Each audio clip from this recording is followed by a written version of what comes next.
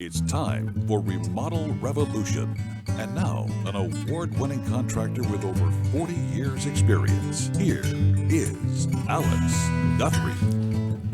Welcome to another episode of Remodel Revolution. We're coming to you live from the Remodel Revolution World Headquarters deep in the heart of Texas. We're so glad to be here. We're glad you're here. Today's show is going to be awesome. I've got two incredible guests.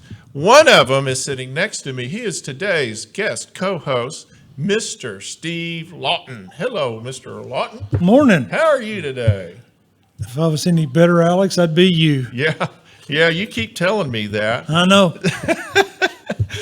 Today we're going to talk to Steve and about air conditioning, and he owns Total Air and Heat, so it's time to start looking at your heaters, getting your house ready. I've talked about it for a couple of weeks, but guess what? The weather actually changed. It's actually getting cooler. You're going to be turning on your heaters in the morning and turning on your air conditioning in the afternoon. So we're going to talk about getting ready for winter. Also, I have my very good friend and a very respected businessman and builder. He builds with styrofoam, your house. And so we're going to talk to Alan Hoffman about how you build a house out of styrofoam. It's an amazing thing. Actually, it's what he puts in the styrofoam that matters. So we're going to do a segment with Alan. But first, I wanted to talk today about ladders. It is every year, this time of year, I like to do a segment on ladders because it is very, very dangerous if you don't do it right. Yep. You know, falling from a ladder. And I wanted to talk to you, and this is our remodeler's tip, and it's brought to you by Alex Guthrie Construction. Give us a call, 469-446-8508, or contact us, info@alexguthrie.net. Give us a call if you have any remodeling, if you have a whole house, if you have a small project, if you have a room addition, if you want to build a house, give us a call. We'd be happy to look at it for you. Getting ready to put up those Christmas lights. Let's talk ladder safety. This week's remodeler's tip is about ladder safety. Did you know, according to the American Academy of Orthopedic Surgeons, every year 500,000 people are treated for ladder-related injuries, and approximately 300 of those incidents prove to be fatal. Yes, Does that sir. surprise you? It does not. I thought that was a big number. It is a big number, but I think it's accurate. Yeah, no, and now when I was doing my research, I found everything from 165,000, just 165,000 to 500,000. So there's a lot. And it's almost all preventable. Now, we've all gotten up on an old wooden rickety ladder or climbed up pulled down the attic. I did this yesterday, I have to admit. Pulled down the attic stairs to go and get in somebody's attic, and it's this rickety, creaky, awful-looking set of stairs that comes down. And the first thing I do, a guy my size, I look at it and I go, I wonder if it's going to hold me or not. And it says rated for 200 pounds. Yeah, that's just the bottom step. Yes. So according to the Bureau of Labor Statistics, 50% of all ladder-related accidents were due to individuals carrying items as they climbed. Yep. So going up and down that attic, going up to get those Christmas decorations or coming back down, the most common type of ladder-related injury with 32% is fractures. So that's just falling and, snap goes a bone. I have a technician right now, Alex, who's at home recovering. He was at a customer's home, went up the attic stairs, and the attic stairs had been replaced, but improperly. The whole staircase fell out of the ceiling. Oh. He's got 3 broke ribs. Oh. It scraped one of his lungs, Oh no. and he's off work for a month. Well, I was doing a house and working with a roofer, and the roofer had a project actually next door to the house too. He had 2 of them going, and his lead guy climbed up a ladder. This is about 5 years ago. Lead guy climbs up a ladder, and the guy was in his 50s, and falls. He gets to the very top, and I don't know if the ladder slipped off. I don't know how it happened, but he ended up on the ground, and we didn't find him for like 15 minutes. We thought he was dead. I mean, he had blood coming out of his ears. It was bad. He ended up recovering, but it took months in the hospital, and could have been a whole lot worse. So here's 4 main types of ladder accidents according to the government site that I was on. Number 1 is selecting the wrong type of ladder. Like most other jobs, choosing the right tool can make all the difference. One thing to consider when selecting an appropriate ladder is a ladder's weight capacity. I didn't take that personally. Imagine that. Yeah. Each ladder is designed to support a maximum weight limit. And if the climber, that's how I get out of a lot of ladder climbing anyway. Yeah. I go, hey, I'm not going up that little thing. It's not rated. Because the climber exceeds that limit and the ladder could break. I'm glad I'm not the only one, and cause the user to fall and become injured. Another consideration when selecting the appropriate ladder for the job is the necessary height of the ladder. Now, I cannot. We've all done this, right? Yeah. So you Go take up too high on it. Yeah, right. You're going to put the Christmas tree lights up on the gutter. You take the extension ladder. It doesn't quite reach. Hey, pull the pickup truck, back it in the yard, put the ladder in the pickup truck, leave it up where you want it, and hope nobody decides to go to the grocery store. You gain an extra 3-4 feet that way by putting the ladder in the pickup truck. Put your keys in your pocket.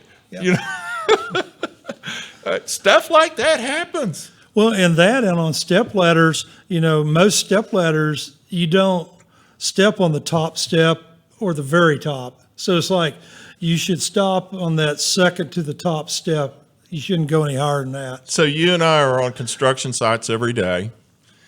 And how many times have you walked in and screamed at some idiot that's standing, and you go, did you read the little part that said don't do that? Yeah, the one on top that says don't step here. Right.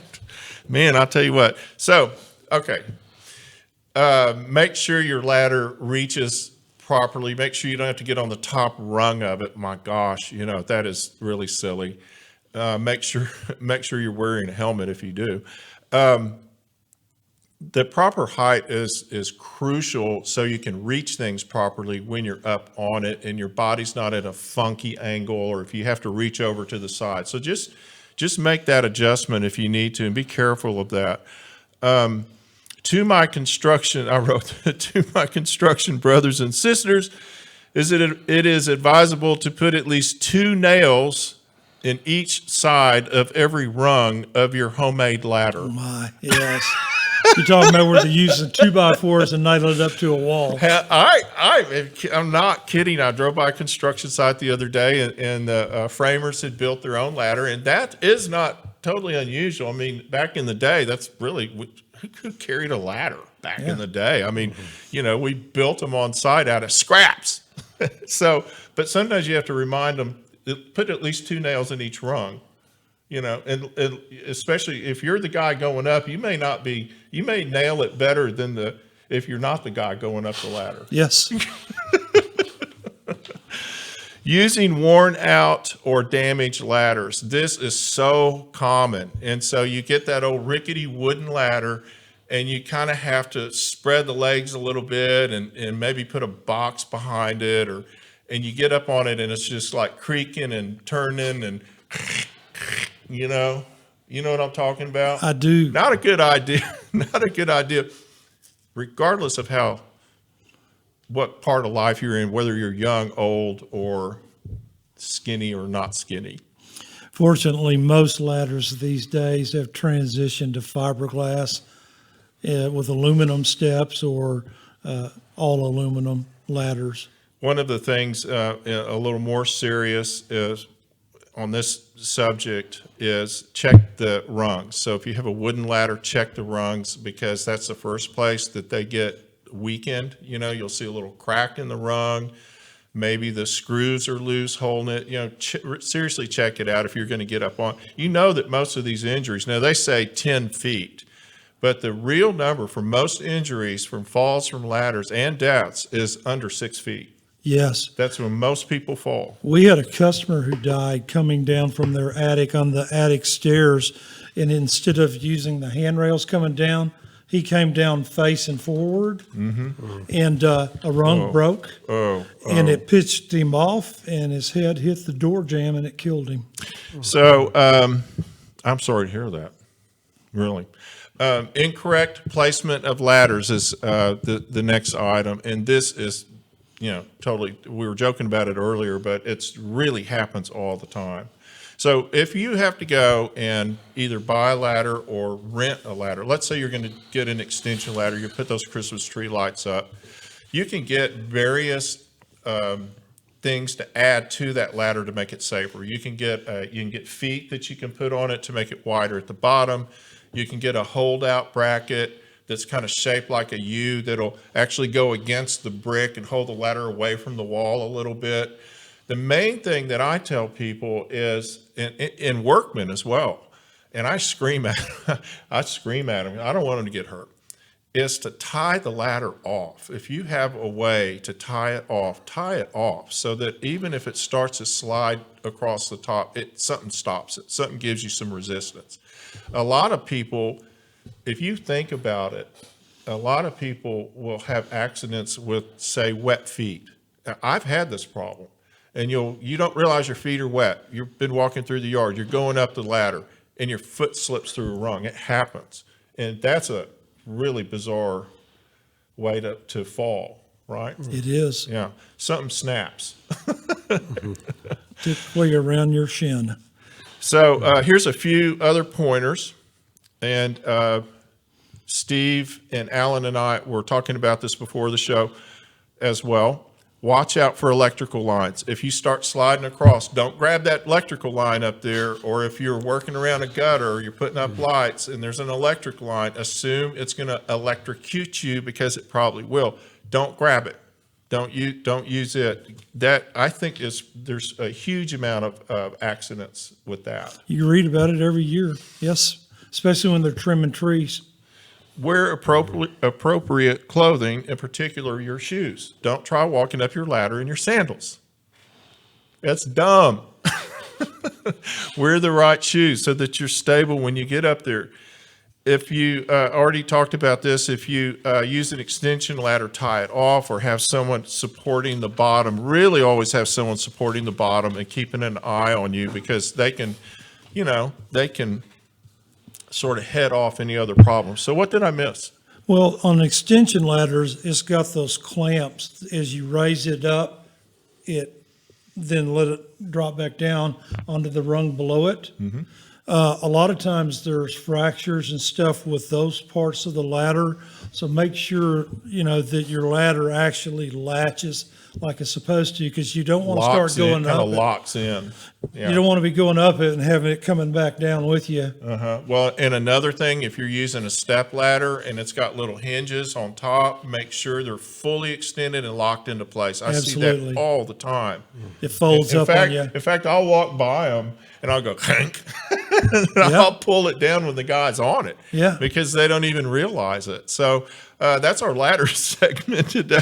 That's our remodeler's tip today, and I think very important, and I hope you guys keep all that in mind, because we sure don't want you to get hurt. We're going to take a quick break. When we come back, Steve and I are going to talk about some heating and air conditioning, and it's that time of year to sort of get things tuned up and ready to go for the cold season. So we'll be right back.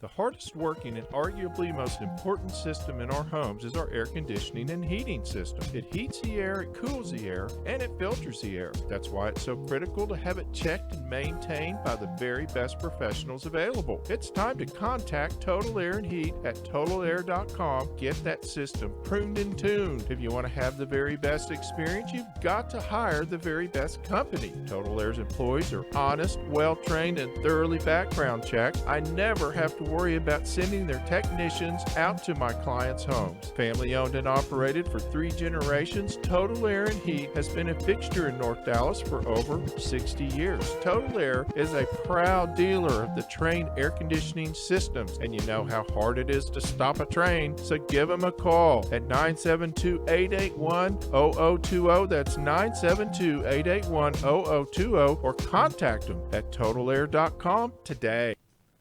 One of the most important things you can do in your home, particularly in modern homes, is keeping your air conditioning and heating unit up to speed, keeping it tuned up and ready to go. And one of the most critical things is if you have gas heat, because gas can be obviously very volatile and very dangerous.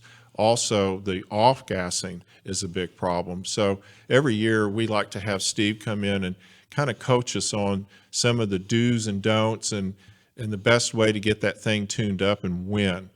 So take it away, Mr. Lauten. Well, the first thing I'd like to say that a lot of people miss the boat on is don't store stuff in your attic right around your furnace. Leave things at least 3 feet away from it, and don't stack items on top of the furnace. This thing gets hot in the wintertime.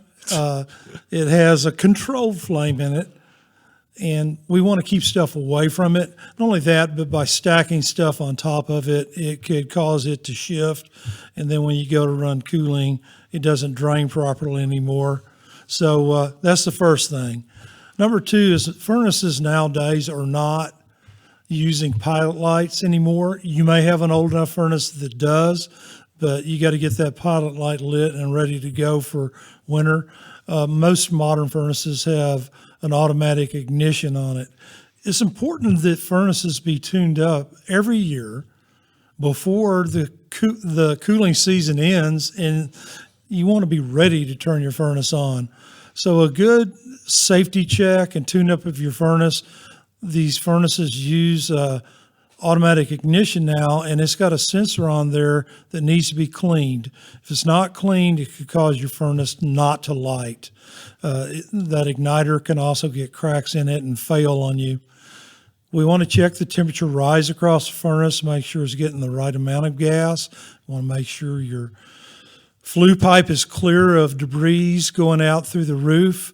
It's amazing how many houses we go to and find flue pipes completely disconnected on furnaces and water heaters because their house got re-roofed and they put new plywood decking down, and they don't ever look in the attic, the roofers don't, after they're done, to see if all that stuff's still connected. Well, and if you've had people just up on your roof working, just the vibration and think how heavy a bundle of shingles is, and the guy goes up there and he drops the bundles of shingles on the roof, and you think it's coming through your ceiling. Yeah, everything underneath it is disconnected, because a lot of times those vent stacks that are coming out of your hot water heaters and your furnaces, they're not really tied in very good. Most of them snap together, and actually a lot of the city codes want you to not put screws in it. They want them to snap together and stay together like that. Okay. So you're absolutely right, Alex. And even if you do not have gas heat, electric heat also needs to be checked, because there's large wires that come into that air handler and operate the heating elements. And those heating elements, the wires can get loose. You've got contactors and relays in there that need to be checked to make sure they're not pitted. So just in general, it's worth the investment in getting a quality heating tune-up done. And it's really, in my opinion, from a safety perspective, much more important than a cooling tune-up. It gives you the peace of mind knowing that your furnace or air handler is operating safely and there's not any issues with carbon monoxide or fire damage. So another part of this that's super important is that your air conditioner has been running like gangbusters all summer long. I mean, some of them go 18 hours a day. Oh, absolutely. Yeah, and it depending on how hot the summer is. So your filter has been filtering all this out. And chances are you haven't changed it. Maybe you change it seasonally, maybe you don't. Super, super critical that you check that filter and that you have the coils checked. Sure. To get everything clean. Well, a dirty filter on a furnace in many ways can cause more damage than in air conditioning mode, because the furnaces have a certain temperature rise they're supposed to have, and if it goes above that, it's going to start tripping safeties. Heating elements on air handlers will actually burn up. You'll have to have the heating element replaced. So filter maintenance is really, really important. And then along with that, you really want to check the ducts.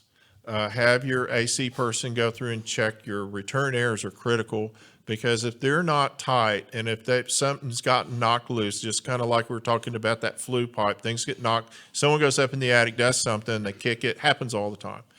What are they doing? They're sucking in the attic air into your system. And so if you start seeing a lot of dust around the house, and you're like, man, we're having a dusty year, chances are that your return air needs to get checked and sealed. Great point, Alex. We get calls all the time about people wanting to have their ducts cleaned. And the first question we ask them, what makes you think your ducts need to be cleaned? Well, my house is dusty. We tell them cleaning the ducts might get rid of the dust temporarily, but duct integrity will help you resolve that dusty home long term. And provide a lot more efficiency. Absolutely, because sucking in 30, 40 degree air into your duct system in the wintertime, or 130 degree hot attic air in the summertime. I mean, we're already putting these furnaces and air handlers in an attic, and how many people try to make ice cream in their attic? Yeah. That's what we're doing. It's easier to cook brownies in there in the summer. In the summer it is, you bet. Yeah. And then the other thing that you really need to look at and have them check is the thermostat. Let's talk to us about the thermostat. There's many, many different types of thermostats out there, Alex. If you've got an older one that uses the bimetal strip inside it or has the mercury bulb, you're long past needing to replace it. But does that mean, do you have to replace, like to upgrade that, do you have to add other parts to the system, like in an older system, a different kind of operating? Normally, something? no. I mean, we've got They'll just thermostats. convert over? Yeah, digital. If you don't want programmable, that's fine. Just a good digital thermostat that you know what the actual temperature is. It reminds me of a story with my mother-in-law. She used to talk about how she kept her cooling at her house in Fort Worth at 70 degrees, but everybody was sweating bullets. And the thing was a mercury bulb, one that wasn't level on the wall, and it was like 78 degrees in there, and she was bragging about it. I put a digital thermostat in for her, and she goes, well, I got to keep my thermostat set up at 76 now. Well, I just saved you a lot of money, and you actually are keeping it at the temperature that you want. I was just going to say, I don't know why I even have a thermostat or why I read it, because I have a wife. And why do I need a thermostat? Because it's either too hot. It's never too hot. It's always too cold. Here's something that's cool. All the newer thermostats, most of them are Wi-Fi, and they have an app that goes with it. And the good news is you can actually lock those thermostats where the temperatures cannot be changed unless you know the code to enter in manually at the thermostat, or you've got the app on your phone. Do you know how many divorces that could cause? Yeah. You can change it anywhere in the world. I would love this. I'm in my kayak, I'm fishing, and I decide to screw with my wife. So I turn it down to 60. I wouldn't do that. Honey, I won't do that. You'd be astounded how many families we deal with where there's a divorce involved, and the spouse has got the app, and they keep changing the temperatures in the middle of the night on them. But you were at the deer lease. What are you doing? Yeah. Digital thermostats in general are a great thing. The Wi-Fi ones are even better because they're connected to the internet. We have the ability to adjust the temperatures if you're going on vacation or you're coming home early and you want to lower that temperature down to more comfortable, whatever you want to do. Also, the nice thing is these newer digital thermostats have got filter reminders in them where it will remind you it's Really? time to change your filter. Jeez, man, It'll remind you it's time to get your system serviced. it's like having two wives. Well, this one I'm doesn't. not, This one not that doesn't- that's a bad thing. Excuse me. This one doesn't talk to you or anything. It just gives you a reminder. It's coming. It's coming. A gentle reminder. Trust me, it's coming. Talking thermostats. They do actually have some you can In our talk to last change the minute, temperature. in our last minute on this subject, let's talk about what it should cost to get a tune-up. Anybody that's offering tune-ups that are $35, $45, their technicians are going to be finding problems whether you have some or not in most cases. A realistic tune-up is more like about $70 to $90. It's going to take that technician 45 minutes to an hour to go through and check everything on the system, all the safeties, gas pressure, things of that nature, to make sure everything's good to go. So instead of pricing it really low and charging you for parts, just get a good quality air conditioning and heating company to come out there and do a fall inspection to get your furnace ready for winter. Thank you, sir. I appreciate that. That was My really pleasure. great information. We're going to take a quick break, and when we come back, we're going to talk to Alan Hoffman, and we're going to find out how he builds houses out of styrofoam. We'll be right back. Sometimes it's a question of do I call or don't I call the foundation repair company? Well, what if I tell you that I know a foundation repair company that will tell you if you don't need foundation repair? That's right. Hargrave and Hargrave Foundation Repair has been in business for over 50 years, and they know the difference. One of the last family-owned foundation repair businesses in North Texas. Not only are they honest, they know what causes your foundation to move, and they know how to fix it. Don't be duped by fly-by-night foundation companies that provide shortcuts and messy fixes. Call Hargrave and Hargrave Foundation Repair at 972-442-3415. At the first sign of trouble, Hargrave uses the Chance helical pier system exclusively because it's the highest quality, most reliable helical pier money can buy. 972-442-3415 or contact them at hargravefoundation.com. Welcome back to Remodel Revolution.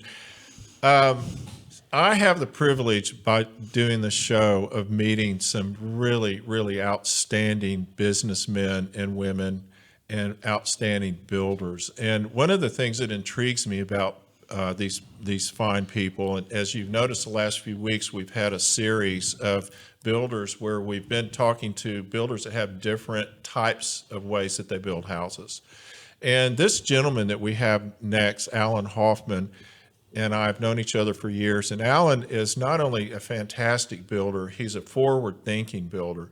He builds super high efficient homes and high-performance houses. Alan is also a very well-respected businessman in our community with the Builders Association and with the city. Alan works with all kinds of committees and it goes to all kinds of meetings to try and help guide us through.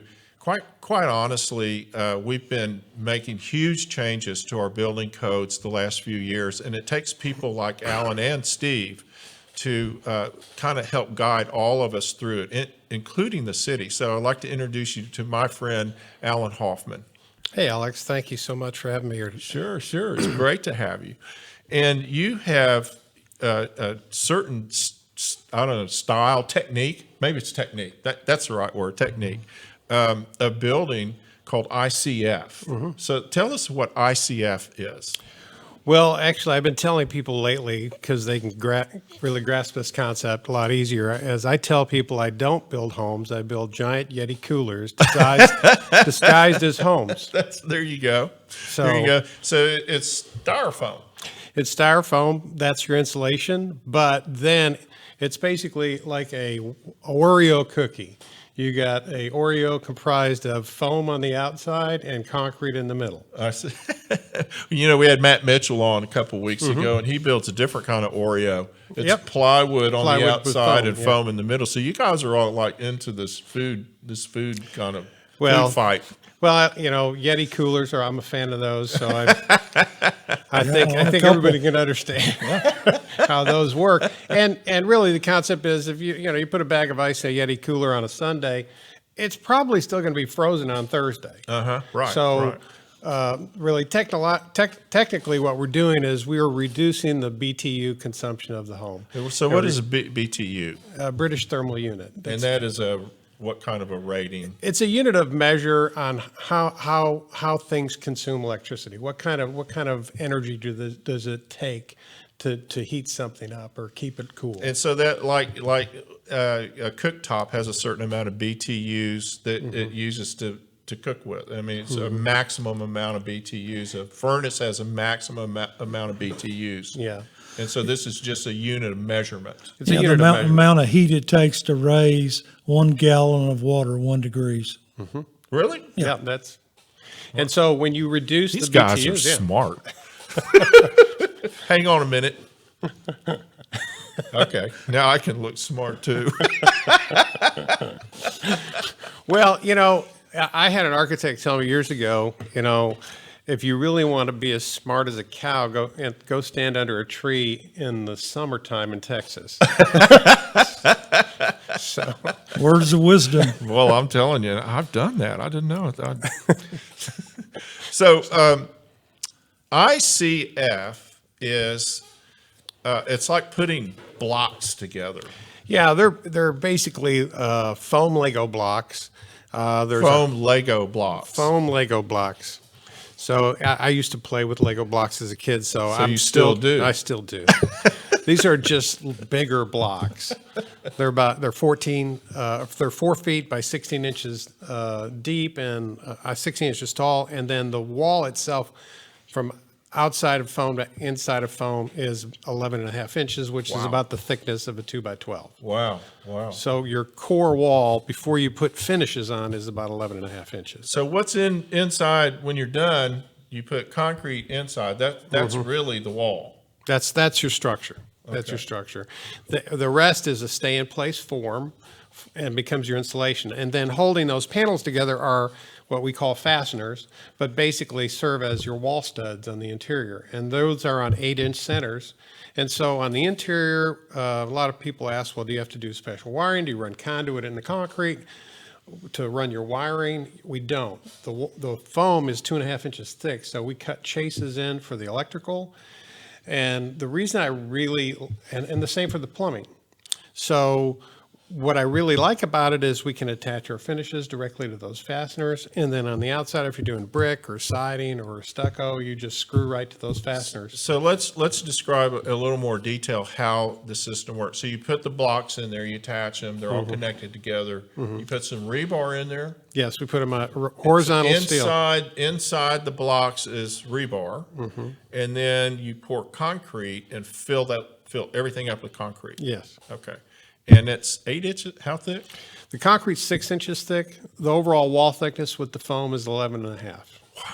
So it's tornado proof. It's hurricane proof. Well, I say it's tornado resistant because, a tornado can pick up a tractor trailer truck and hurl it at a building. No, So that's true. the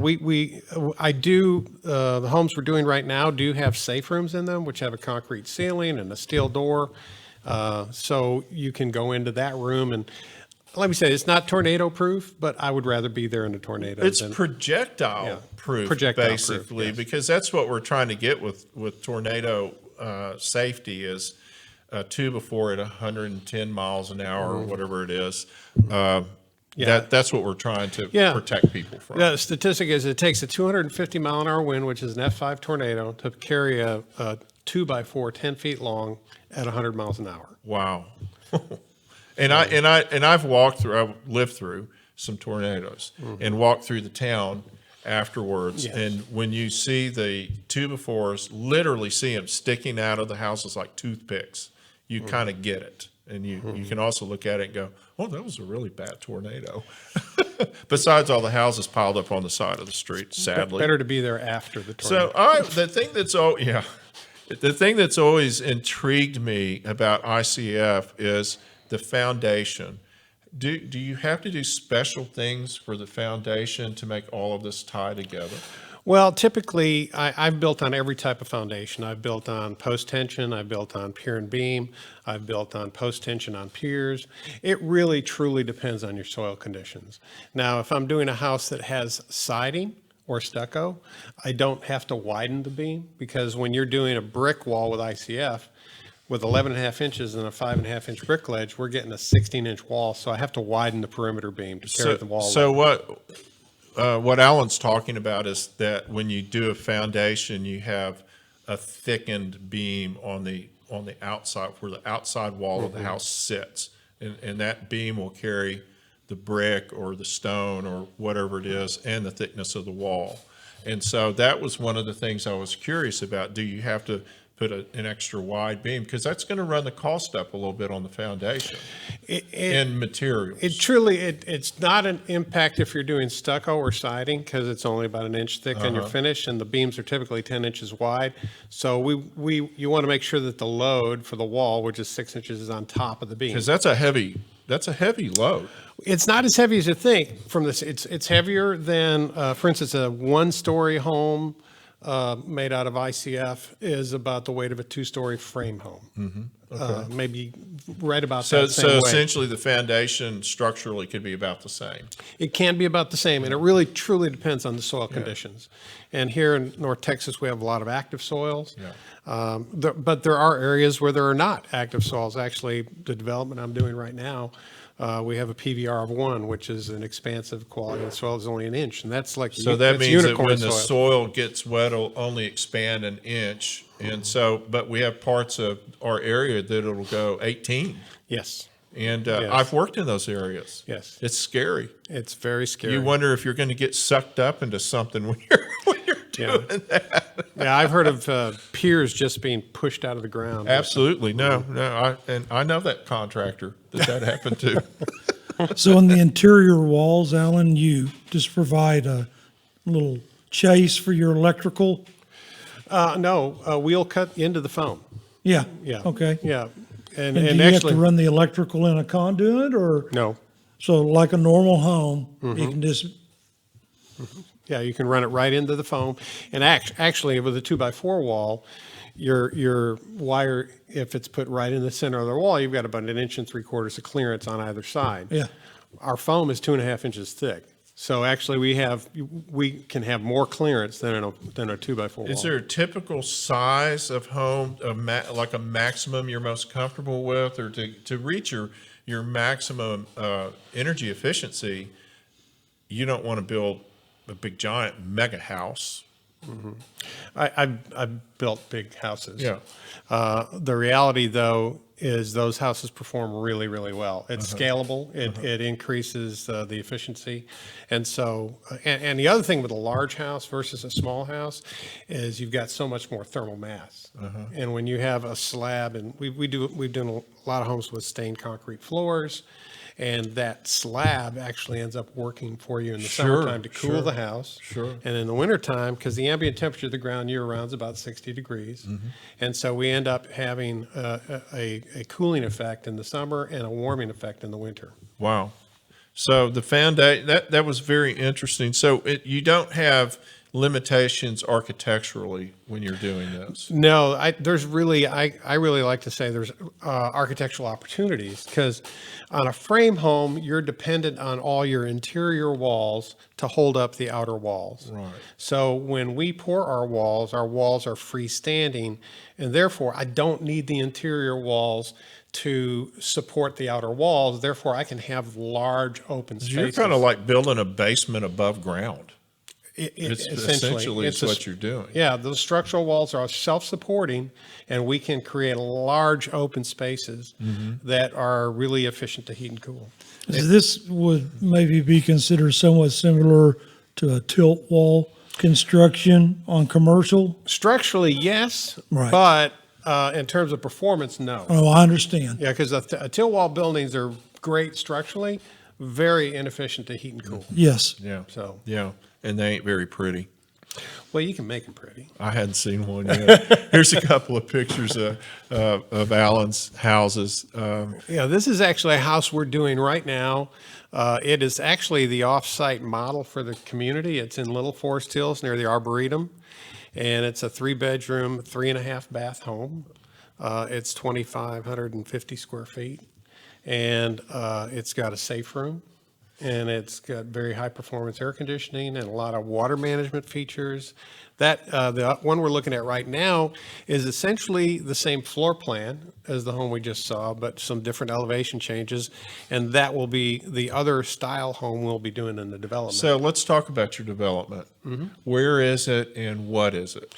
It's an 8-home community, right adjacent the baseball field at Bryan Adams High School in East Dallas near PV and Milmar. It's an infill development. And so tell us what an infill development is. Infill is where you take land inside a city or an area that's already developed that's had another use. And this particular tract had one home on a 1.7 acre tract. And so we subdivided it into 8 lots and created this different new So subdivision. when you do these little things, you're building a little community. Yes. Because of the way you build, the way Alan builds is really, really fascinating.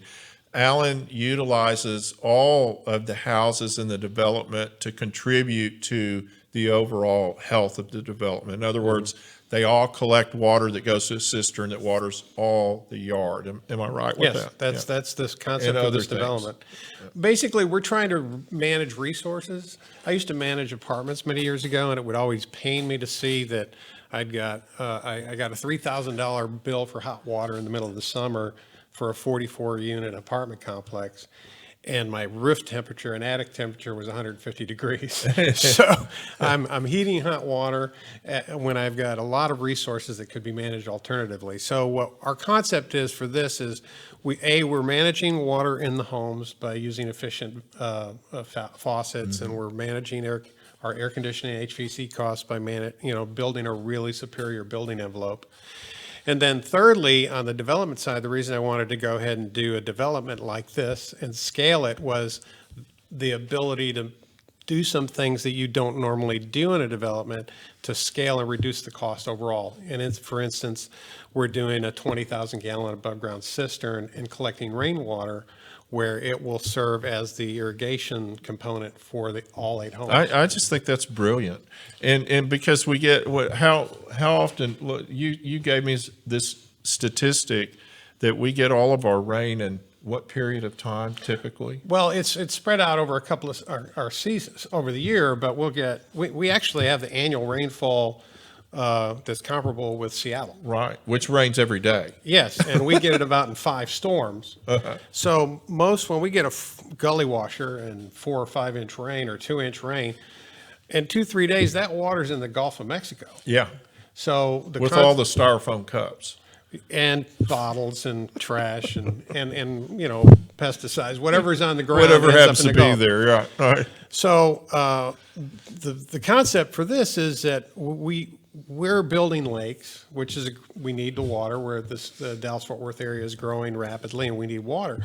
One of the things I heard a landscape architect speak about many years ago, and he was from Tucson, and I think he said they had 12 inches a year annual rainfall, and we have 38 to 40.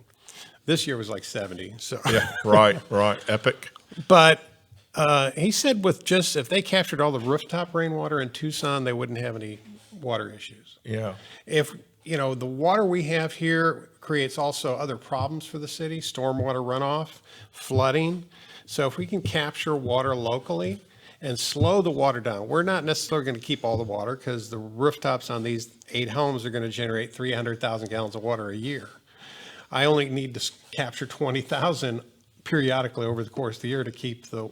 And that's amazing. And so along with capturing the rainwater, you have to landscape it so that you use a certain type of landscaping We're doing native where plants. you use less water. Yeah, xeriscaping. Yeah. And we're doing native plants. Actually, there's two streets in the development. One's called Rainwater Place, and the other street's called Autumn Sage, which is basically a native plant that is in Texas called, that's basically known as Salvia Right. greggii. So it's very drought tolerant and very pretty, and they bloom, and the They hummingbirds. and the smell bees- great. They smell great. Yeah. Another interesting element of this is by using this water capture system, you're lowering the sewage and water treatment bill for the homeowners too. Yes. Well, we'll have a meter on this, Sure. water meter to, if the cistern gets low, it will buy city water, but at the end of the day, we're going to try and keep that cistern full with the rooftops. Now, actually need two rooftops, partial rooftops, to keep this tank full. That's pretty amazing. So we've got just a few minutes left. Let's talk about operating costs of these homes per month for a homeowner. Well, on the homes we're doing in the development, and these are roughly 2,400 feet, we're predicting that the annual cost to heat and cool a home is going to be anywhere from $400 to $500 a year. That's So about amazing. a little over $1 a day. Yeah. That's I mean, you can sell empty bottles and pay for that. I'm always looking for ways to, We have to take them to another state. you have to take them to California. Man, that's been great. What a great thing. That, first of all, I love the idea of how you build and how you use water conservation. The systems that you're using are really helping the environment. They're helping the property owners. I'm super impressed with it, and I really appreciate you coming on and sharing it with Appreciate us. it. And I know it's going to go well. You've been kicking this dog for about 2 years now, haven't you? 3 Yeah, years. and that's primarily getting it through the city. Yeah. And fortunately, we were able to acquire another 2 acres around the corner from this, and that's going to generate 10 more lots. And so- Fantastic. We So- really appreciate it, Alan. And Alan Hoffman, look him up. If you're thinking about buying a home, definitely it'll be a great idea to look at what he's doing for you, because you can live pretty good on $1 a day. And Steve Lauten, thank you so much for being here. My pleasure. I really enjoyed it. It's always always fun. enjoy That was really, being a really part of the show. great information. And stay off ladders. You know. Yes. Stay off Yeah, ladders. the three of us need to stay off ladders. It's Yes. we're all at that part of life where we break. And I Amen was to going to that. tell you the story about my friend Bruce, who got up on a ladder to cut a limb, and the limb swung down, knocked the ladder out from under him. Oh, jeez. He ended up in the hospital with broken ribs, etc., for like 3 weeks. Almost died. Oh, my And I was thinking about, maybe I should get him on the phone and just talk to him about what a dumb move that was. But You're that kind he's of guy. my friend, and I wouldn't ever say anything. And I'm sure he's watching this today. And nice to see you, Bruce. Was he- Glad you're still with us. Was he the inspiration? I'll see for you at the show? high school reunion this weekend. You can yell at me there. This has been a really great show, folks. I want to introduce a new sponsor, Panoramic Doors. We're going to have them on next week. These guys have just moved into Dallas, and they're joining up with us to we're going to introduce their product, and I've just used these on one of my projects, and I really like them. That's what got me involved with them. We'll have them on next week. We're also going to have on a really good friend of mine, Allison Solomon, and she has a company that she comes in and she films your house and does an inventory. And you can use it for insurance purposes if you're going to do a remodel, or you're going to build a home, if you're going to be in the home, or you just want to, have everything on tape so you know what you've got and all that kind of stuff. We're going to talk to Allison about that. I'm really intrigued by that business.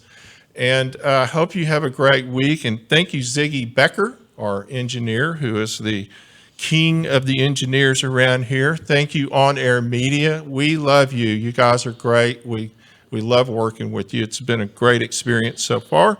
And thank you, of course, to our sponsors, to my friend here, Steve Lauten, and to Hargrave, and to Panoramic, and to Alex Guthrie Construction, because he, Stand-up guy. he's a stand-up guy. Give him a call. Until next week, same time, same day, this is Alex Guthrie signing off. I look forward to seeing you again. You can catch Remodel Revolution anytime. Follow the show on the website, remodelrevolutionradio.com, or on social media, Facebook, Instagram, and Pinterest, using the handle @Remodel Revolution Radio. You can always listen to the show on iTunes, Spotify, Google Play, and TuneIn, and watch the show anytime on YouTube.